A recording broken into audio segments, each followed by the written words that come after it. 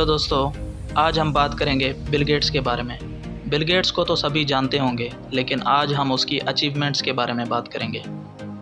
8वीं जमात के एक लड़के बिल के हाथ एक कंप्यूटर लग जाता है। वो कंप्यूटर आज के ज़माने का कंप्यूटर नहीं, ये उस ज़माने का टेलीटाइप मॉडल 33 ASR टर्मिनल था। बिल घंटों तक वो कंप्यूटर यूज़ करता और उसने अपना पहला प्रोजेक्ट उसी कंप्यूटर पर किया। बिल 12 साल के थे जब ये लेक साइड स्कूल में पढ़ते थे। स्कूल में कुछ उनके साथ साथी थे जो कंप्यूटर को लेकर पैशनेट थे।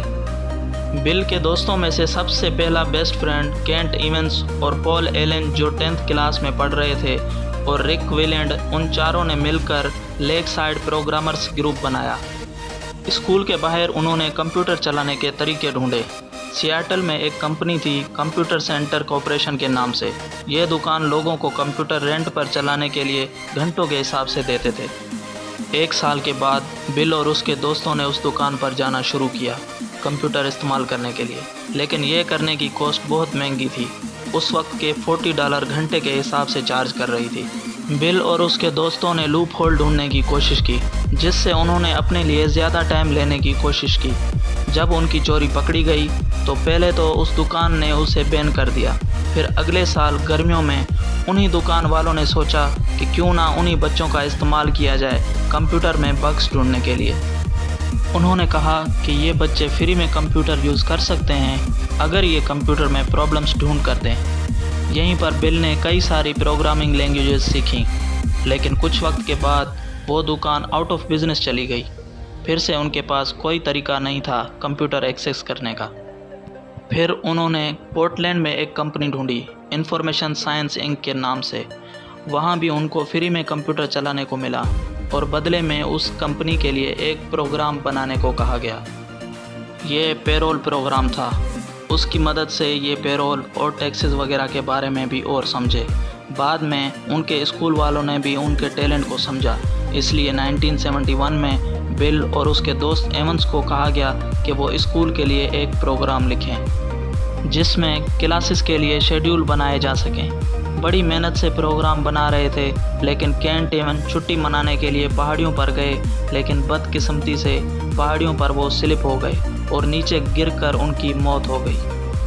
उसके बाद बिल बहुत शॉक्ड हो गए, लेकिन उन्होंने अपना काम बंद नहीं किया। उन्होंने अपना काम पॉल के साथ जारी रखा, जो उस वक्त तक कॉलेज चले गए थे। 1972 में बिल और पॉल ने अपनी पहली कंपनी बनाई ट्राफ और डेटा के नाम से। ये दोनों ना सिर्फ टेक्नोलॉजी में इंटरेस्टेड थे, बल्कि बिजनेस में भी थे। ये चाह रहे थे कि एक ऐसा प्रोग्राम बनाएं जिससे ट्रैफिक को कंट्रोल किया जा सके और उसे ट्रैफिक डिपार्टमेंट में जाकर बेच पाएँ।